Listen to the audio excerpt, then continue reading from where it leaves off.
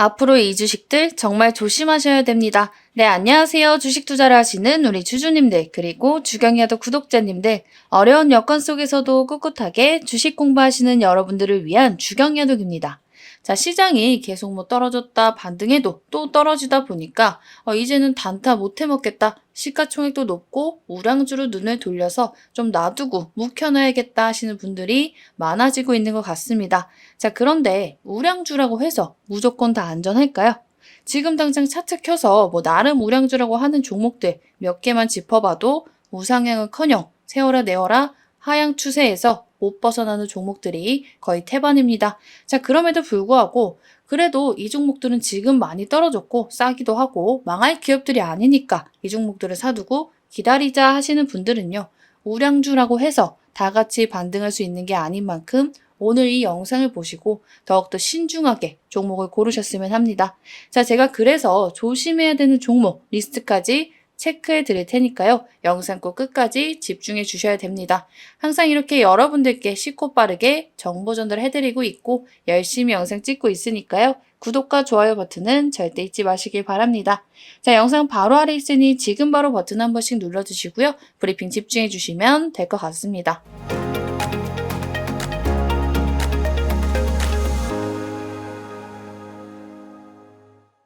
자, 그러면 조심해야 되는 종목은 뭘까요? 바로 이 국민연금 비중이 높은 주식입니다. 자, 다들 머릿속이 갑자기 물음표로 가득 차셨을 텐데 옆에 이슈 잠깐 보시면은 여기 4년 뒤엔 국민연금 보험료 수지 적자 이렇게 나와 있습니다. 그리고 연금 지출이 보험료 수입 추월 5년 전 추정 때보다 3년이 더 빨라져 증시 셀 리스크 본격화할 듯 이렇게 나와 있죠.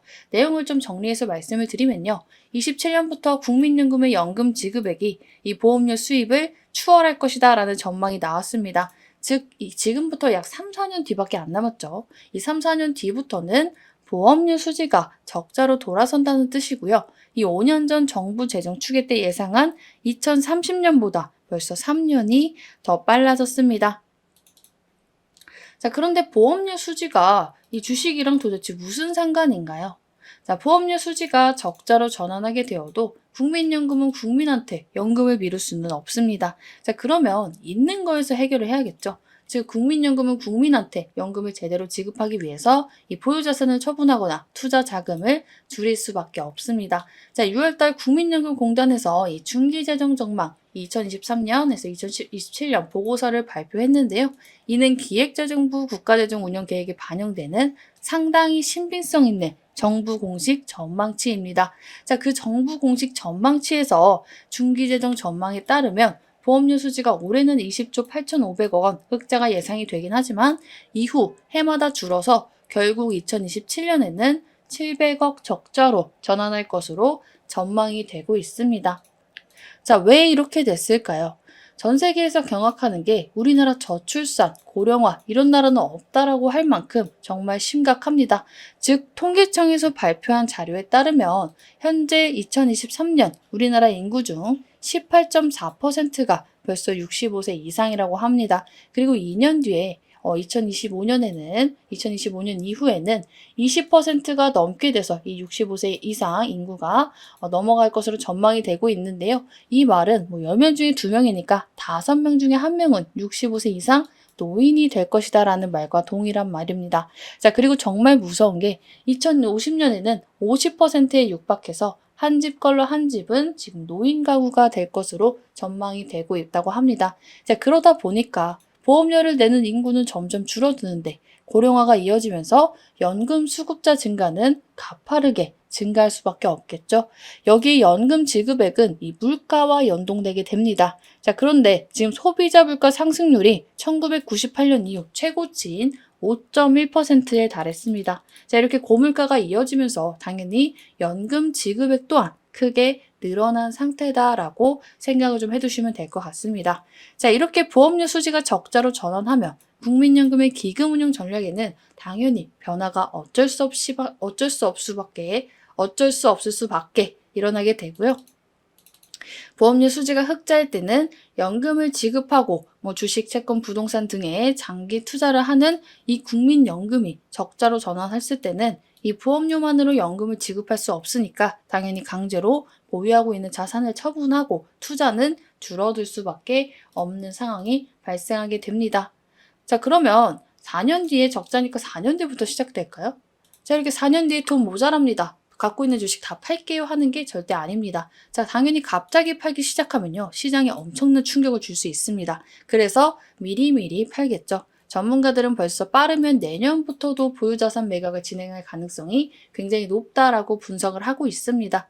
자, 그러다 보니까 도대체 국민연금은 뭘 샀을까 걱정이 되기 시작하실 겁니다. 지금 현재 제가 사이트 설명란에 올려두긴 했는데요. 국민연금기금운용본부 사이트입니다. 자, 들어가 보시면은 자, 이렇게 국민연금기금운용본부 나와 있고요. 이렇게 설명 좀 나와 있고 국내 주식 투자 상세 보기 엑셀 파일 다운로드 이렇게 나와 있습니다. 자, 그래서 설명란에 참고해 드릴 테니까요. 링크 누르시면 엑셀로 정리된 내용까지 따로 보실 수 있고요. 제가 지금 영상에서는 미리 엑셀을 다운받아 놨기 때문에 국민연금이 10% 이상 비중을 들고 있는 정말 조심하셔야 되는 종목 위주로 잠깐 찝어드리도록 하겠습니다. 자, 잠깐 영상 보시면 자, 이렇게 국내 주식 종목별 투자 현황 나와 있습니다. 자, 여기 삼성전자 우리가 아는 우량주 거의 대부분 투자하고 있습니다. 종목이 많기도 많은데요. 일단은 위에서부터 10% 이상의 종목만 체크해서 한번 보도록 합시다. 자, 여기 10% 이상 하나 있죠. KT 있고요. 그리고 CJ제일제당 있습니다. 자, 그리고 DB손해보험, 유한양행 있고요. 호텔신라, 여기에다가 CS윈드, 현대해상, 그리고 LS, 포스코 인터내셔널도 있고 제일기획도 있습니다. 자, 그리고 농심도 있고요. LIG 넥스원도 있습니다. 신세계 있고 한솔케미칼도 있습니다. 자, 여기에 키움증권도 있죠. LS 일렉트릭도 있습니다. 자, 그리고 HL 만도도 있고 대웅제약도 있습니다. 현대일렉트릭, 그리고 두산, 한전 KPS, 롯데칠성도 보입니다. 자, 그리고 DL도 있고 DL ENC도 있고. 자, 이렇게 밑으로 쭉쭉 내려보면 대한유와 DGB 금융지주도 있고. 자, 여기에 코스맥스, 삼양식품, 그리고 대상, 이노션, SBS, 동아소시오홀딩스, 그리고 이제 한섬 있고요. 콘텐트리 중앙, 유니드, 한국단자도 있습니다.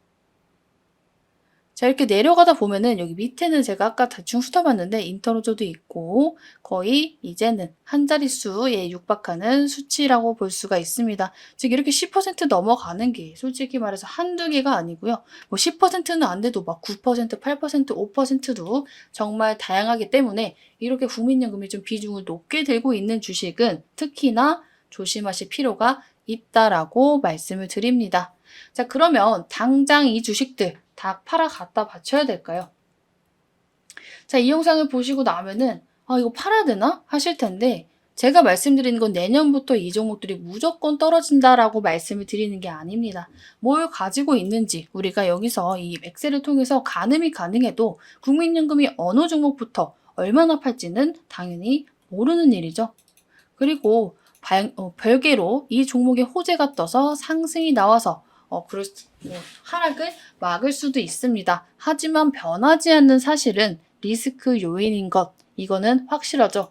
그래서 이 리스크를 알고 투자를 하시는 분과 모르는 상태로 투자를 하시는 분은 차이가 클 수밖에 없습니다. 자, 왜냐면 오히려 만약에 정말 이 종목들을 국민연금의 매도로 인해서 정말 주가가 급락을 했는데 그때도 오히려 싸졌네. 이 종목이 이 가격에 충분히 매력적이다라고 생각을 하시면 그 타이밍을 매수 타점으로 잡을 수도 있고요. 왜냐하면 국민연금도 이게 비싸서 파는 게 아니고 어쩔 수 없이 돈을 메꿔야 돼서 파는 것이기 때문에, 그리고 국민연금이 진짜 돈이 없어 죽겠는데 촉박해도 이 종목은 진짜 안 파네 하면 뭔가 있겠거니라고 생각을 해볼 수도 있습니다. 즉 우리는 이 리스크 요인으로 대비를 할 수도 있지만 투자 전략을 세우는데도 용이하게 쓸 수 있다는 점을 인지해 두셔야 됩니다.